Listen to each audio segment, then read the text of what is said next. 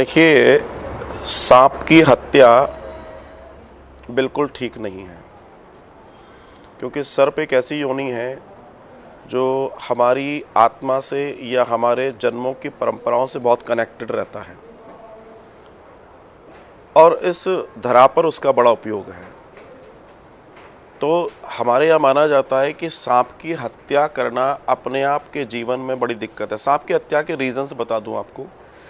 जो लोग सांप की हत्या या सांपों की हत्या करते हैं वो शारीरिक कष्ट से बहुत परेशान रहते हैं। शरीर का उनको बहुत कष्ट होता है, शरीर का कष्ट होगा उनको, मन का कष्ट होगा उनको कुछ ऐसी डिसीज़ होंगी जिसके वजह से उनकी जीवन शैली पूरी बदल जाती है और वो अपने जीवन को कराह कर जीते हैं।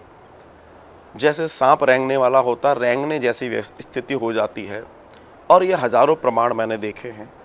तो सांप की अगर आपकी माताजी से इस तरीके के कृत्य आपके नाना जी के कहने पर या जैसे भी हुए हैं, पहली बात तो ये बहुत गलत है और ये बिल्कुल नहीं होना चाहिए।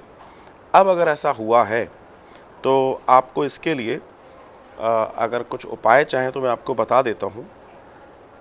नागपंचमी के दिन या सोमवार के दिन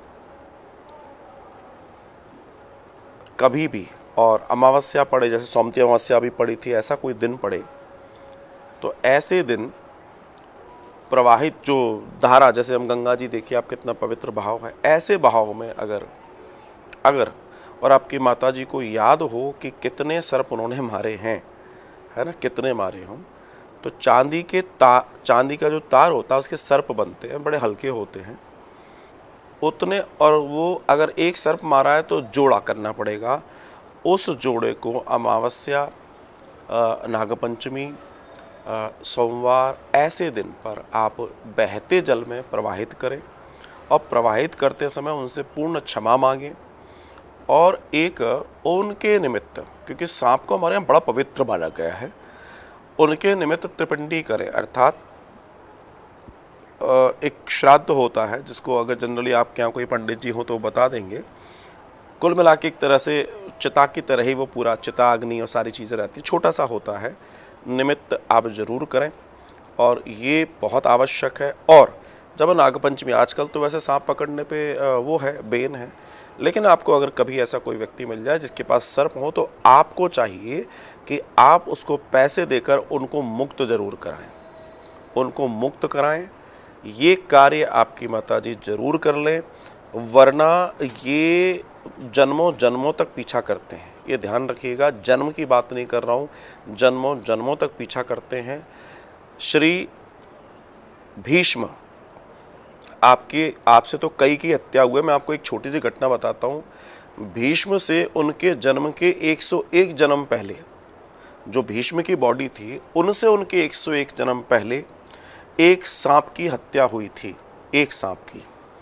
तो भीष्म ने अनजाने में ही चलाया था तीर, उस सांप को लगा और सांप कांटों पर जाकर गिरा था और उस सांप ने भीष्म को श्राप दिया था। लेकिन भीष्म के पुण्य इतने प्रबल थे कि 100 जन्मों तक तो उस श्राप को जगह मिल नहीं पाई। लेकिन इस बार द्रौपदी का कुछ ऐसा वाकया हुआ था तो वो पाप होने की वजह से भीष्म को वो श्राप जो दिया था कि तुम्हें मेरी, जैसे मैं कांटों पे मेरी स्थिति है और मैं इस तरह से कांटों पे गिरा हूँ और मर रहा हूँ, सांप ने जब बोला, तो वही स्थिति में तुम्हारी मृत्यु होगी और भीष्म की मृत्यु हुई।